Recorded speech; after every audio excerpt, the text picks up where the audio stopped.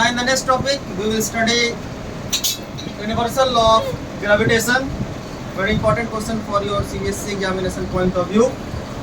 तो इसमें न्यूटन जी ने क्या बतलाया थे कि जो दो बॉडी के बीच में जो फोर्स लगेगा, सबसे पहले तो दो बॉडी इसमें कुछ सेपरेशन में होगा और सेपरेशन में होने के बाद इस दोनों बॉडी के बीच में कुछ फोर्स लगेगा।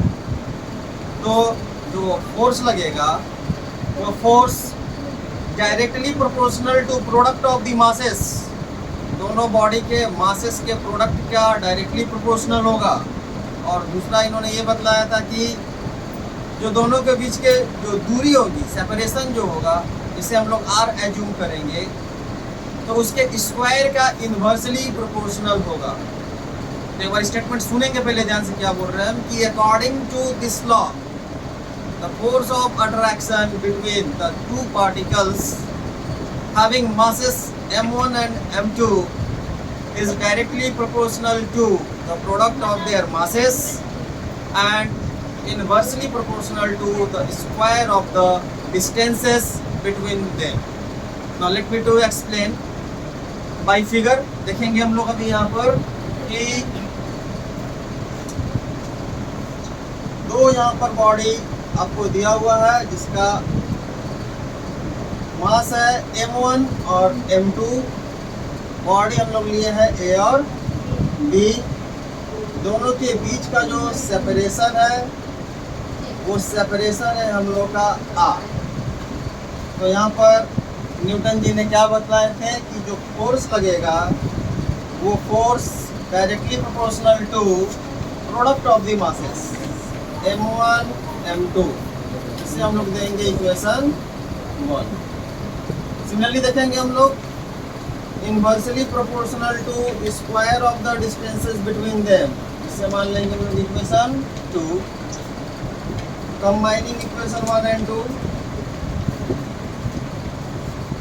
कंबाइनिंग इक्वेशन 1 एंड 2, इसे जब हम लोग कंबाइन करेंगे तो F जो है वो डायरेक्टली प्रोपोर्शनल टू हो जाएगा m1 m2 by r square.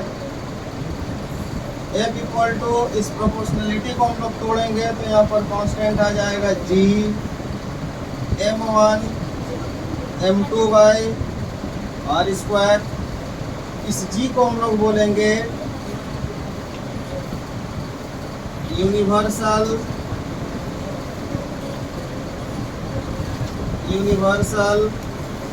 Gravitational constant.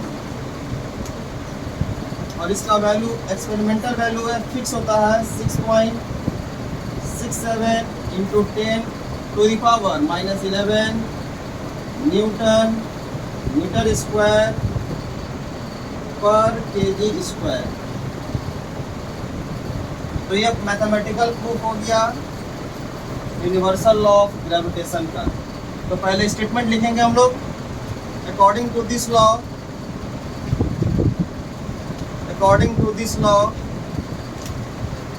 The force of attraction between any two particles in the universe, force of attraction between any two particles in the universe is directly proportional to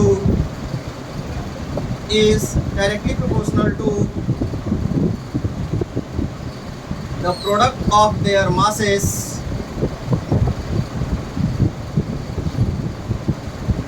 and inversely proportional to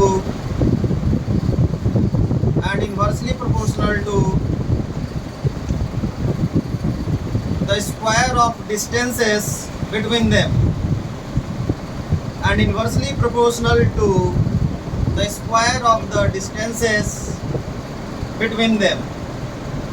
उसके बाद mathematical expression यहाँ पर है।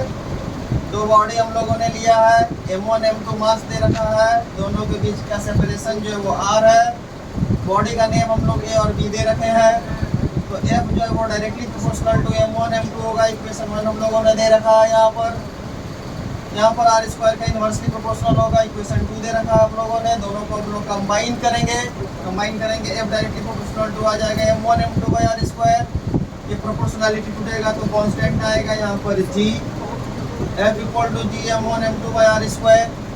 इस g को बोलेंगे हम लोग यूनिवर्सल ग्रेविटेशनल कांस्टेंट। इसका एक्सपेरिमेंटल वैल्यू जो वो फिक्स होता है 6.67 इंटू 10⁻⁻11 न्यूटन मीटर स्क्वायर पर kg स्क्वायर। तो ये रहा बहुत इंपॉर्टेंट टॉपिक है यूनिवर्सल लॉ ऑफ ग्रेविटेशन, जिस पे बेस्ड हम लोग नेक्स्ट क्लास में कुछ न्यूमेरिकल करेंगे। तो आज के लिए इतना ही, थैंक यू।